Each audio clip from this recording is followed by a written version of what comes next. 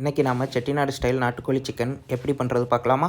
1/2 kilo நாட்டுக்கோழி எடுத்துக்கோங்க. நாட்டு பூண்டு, முழு பூண்டு 2, இஞ்சி காரத்துக்கு ஏற்ற மாதிரி 2லேருந்து 3 மிளகாய், 2 பிரிஞ்சி இலை, பட்டை, லவங்கம், கிராம்பு, ஏலக்காய், கல்பாசி. ஒரு பவுல் தண்ணி ஊற்றிக்கோங்க.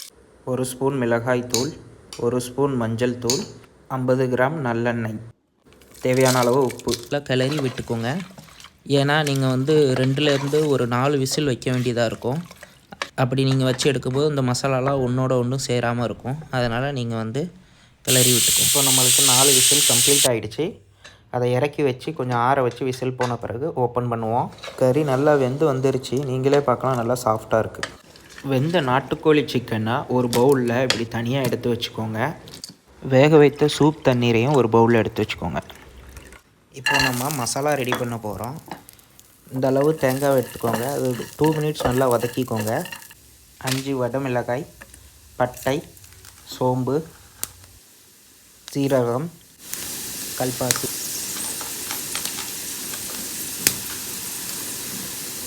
3 கிராம்பு, 10 மிளகு, 2 ஏலக்காய், 1 கைப்பிடி அளவு கொத்தமல்லி. இதை ஒரு 5 மினிட்ஸ் நல்லா வதக்கி விட்டுக்கோங்க. அப்புறம் அதை ஆறட்டும். ஆறின பிறகு அதை ஒரு மிக்சியில் எடுத்து அதை நல்லா பேஸ்ட்டாக நல்லா அரைச்சி விட்டுக்கோங்க. ஃபஸ்ட்டு ட்ரையாக அரைச்சிக்கோங்க. கொஞ்சமாக தண்ணி விட்டு நீங்கள் கொஞ்சம் பேஸ்ட்டாக வர அந்த அளவுக்கு நீங்கள் அரைச்சி எடுத்துக்கோங்க. நாட்டுக்கோழிக்கு எப்போவுமே நல்லெண்ணெய் தான் நல்லது. நல்லெண்ணெய் எடுத்துக்கோங்க. அப்புறம் கருவேப்பிலையை போட்டு அதுக்கடுத்து நறுக்கி வச்ச சின்ன வெங்காயத்தை எடுத்துக்கோங்க. அதுதான் நாட்டுக்கோழிக்கு நல்ல டேஸ்ட் கொடுக்கும். பொன்னரத்தில் வதங்கி வந்த பிறகு அதில் நம்ம நறுக்கி வச்ச தக்காளியை போட்டுக்கோங்க. தக்காளி எந்த அளவுக்கு வெட்டி வச்சுக்கோங்க, சின்ன சின்னதாக வெட்டாதீங்க. அதை நல்லா வதக்கி வந்த பிறகு அதில் இஞ்சி பூண்டு பேஸ்ட்டு சேர்த்துட்டு நல்லா வதக்கி விட்டுக்கோங்க. எண்ணெய் நல்லா பிரிஞ்சு வரும்போது நம்ம அரைச்சி வச்ச மசாலாவை சேர்த்துக்கோங்க.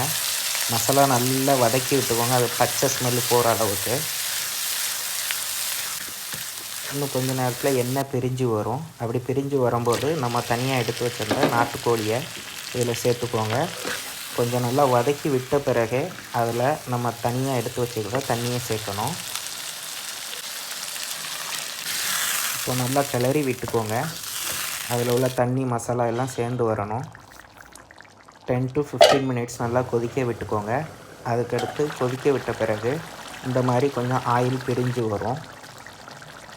நறுக்கி வச்ச கொத்தமல்லியை ஆட் பண்ணி அதை இறக்கி வச்சுக்கோங்க.